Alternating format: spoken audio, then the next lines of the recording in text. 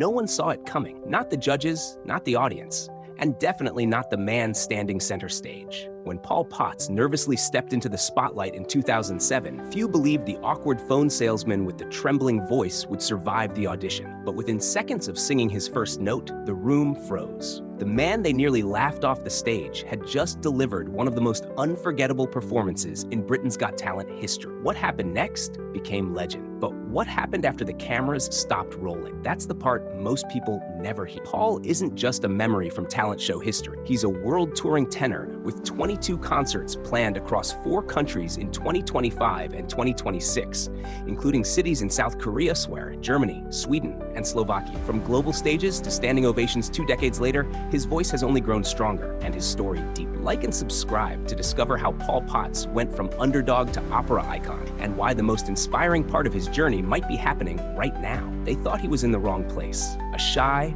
awkward man in a wrinkled suit, clutching a CD like it was a lifeline, standing under the unforgiving glare of studio lights. It was 2007, the debut season of Britain's Got Talent, and the audience had already written him off before he said a word. "What's your name, darling?" Amanda Holden asked gently. "Paul," he replied, voice barely audible. The room buzzed with skepticism. Simon Cowell folded his arms. Then the music began. And what followed wasn't just a performance, it was a revelation. As Paul Potts sang the first trembling notes of Nessun Dorma, silence rippled through the theater like a held breath. One by one, eyes widened. Doubt dissolved into disbelief, then awe. When he finished, the crowd exploded into a standing ovation. Simon, nearly speechless, offered just 6 words. That was stunning. Absolutely stunning. There was no golden buzzer back then, but if there had been, this would have broken it. Paul's voice didn't just earn applause, it rewrote expectations and announced the arrival of an extraordinary, unlikely star. Long before the world ever heard his voice, Paul Potts was just a quiet boy from Kingswood, Bristol,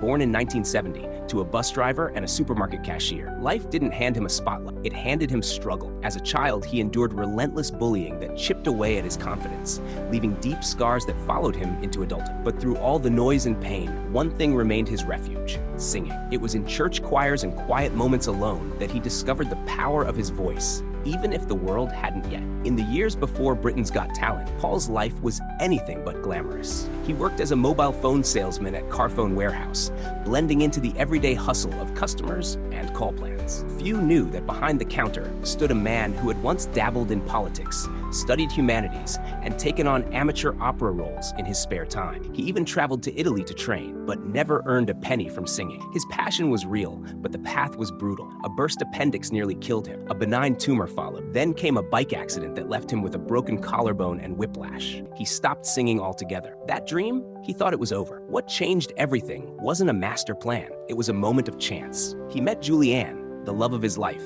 in an online chat room. They married, clung to each other through financial hardship, and kept hope alive. One evening, as he sat at his desk, a pop-up ad for Britain's Got Talent flickered on his screen. He hovered over the form, hesitated, and then flipped a coin. Heads, he would audition. Tails, he would forget it. The coin landed on heads, and with that single toss, Paul Potts unknowingly stepped back onto the path that would change everything. Once his voice broke through that first note on national television, Paul Potts was no longer just a name. He was the underdog the nation rallied behind. Each week, he returned to the Britain's Got Talent stage, carrying not just his dreams, but the collective hopes of every viewer who'd ever felt overlooked. His semi-final performance of Time to Say Goodbye proved the first wasn't a fluke, it was confirmation. When the grand finale came, Paul returned to Nessun Dorma, and the result was undeniable. He didn't just win the competition, he claimed a place in cultural history. With his victory came a £1 million record deal and a debut album titled One Chance, a name that mirrored his journey. The album rocketed to the top of the UK charts,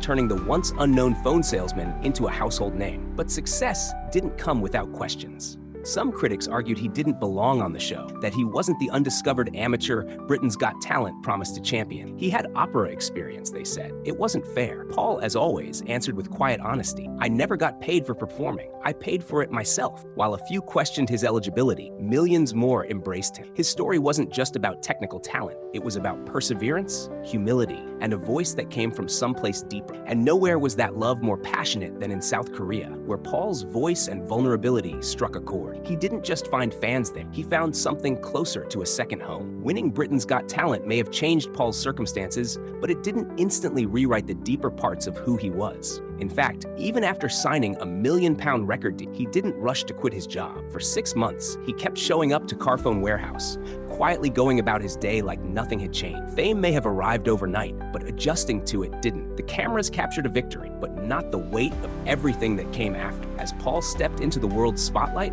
old wounds followed close behind. He began speaking openly about his lifelong battle with low self-esteem and crippling stage fright, a surprising admission for someone known for commanding an audience. People think you win and it's easy from there, he said in interviews. It's not. His vulnerability struck a chord again, this time not through song, but through raw honesty. In his memoir, One Chance, Paul peeled back the layers even further. The bullying he endured as a child wasn't just name-calling, it was relentless, both verbal and physical, leaving him hospitalized and emotionally scarred. But the most harrowing revelation came when he described being abused as a teenager by a figure of power. It was a secret he had carried for years, one that eventually led to legal justice, but left behind wounds far deeper than any public scrutiny ever could. While the world saw a triumphant tenor, Paul was still, in many ways, learning how to believe he belonged on that stage at all. With time, Paul Potts began to shift from reality show winner to something far more enduring, a voice with purpose. After the whirlwind of Britain's Got Talent,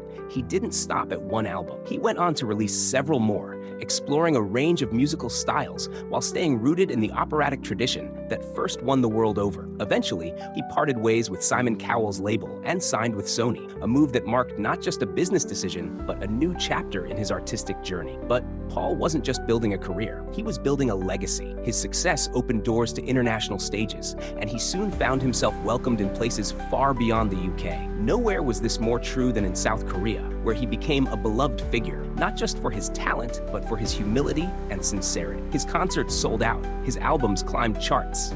His name carried weight, not as a celebrity, but as someone whose voice had crossed borders and connected hearts. That connection extended beyond music. Paul embraced charity work with the same quiet determination he once brought to the BGT stage.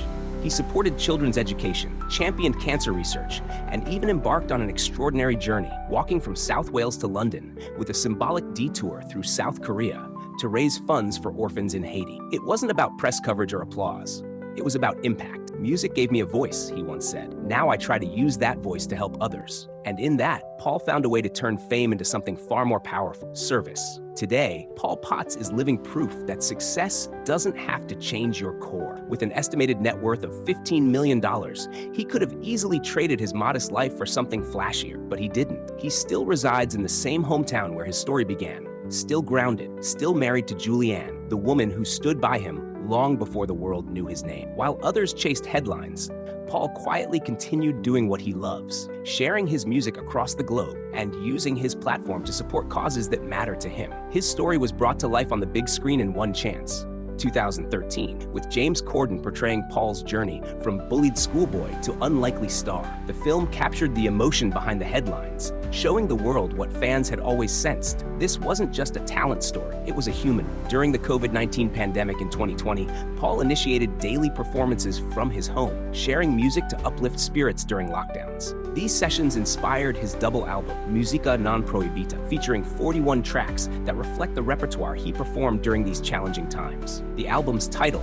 translating to Music Not Forbidden, echoes the resilience and solace music provided during global isolation. In 2022, Paul participated in the 6th season of the German edition of The Masked Singer, performing as the Koala. His involvement showcased his versatility and endeared him to a broader audience. The following year, January 2024, saw Paul portraying the role of Faust in Ken Hill's Phantom of the Opera at the Orb Theater in Tokyo, Japan. Over 16 performances, he captivated audiences, culminating in encore renditions of Nessun Dorma during 2 shows, highlighting his enduring vocal prowess. Beyond his stage endeavors, Paul has maintained a rigorous touring schedule. He has performed in countries including South Korea, Taiwan, Japan, New Zealand, Fiji, Germany, Scandinavia, the UK, and Wales, totaling over 1,500 performances across 45 countries since his initial rise to fame. Looking ahead, Paul has 22 concerts planned across 4 countries for 2025 and 2026. Upcoming performances include dates in Anseong and Gyeongsang, South Korea, Bratislava, Slovakia, and multiple cities in Germany and Sweden. Throughout these years, Paul has continued to support charitable causes, particularly those related to children's education and cancer research. His commitment to philanthropy mirrors his dedication to music as he uses his platform to inspire and affect positive change globally. His story began with doubt, unfolded with courage, and now sings with purpose. Paul Potts didn't just find his voice, he gave others permission to find theirs. Long after the spotlight fades and the final note is sung, his journey reminds us that greatness can come from the most unlikely places. And sometimes the shy man in the wrinkled suit turns out to be the hero the world didn't know it was waiting for.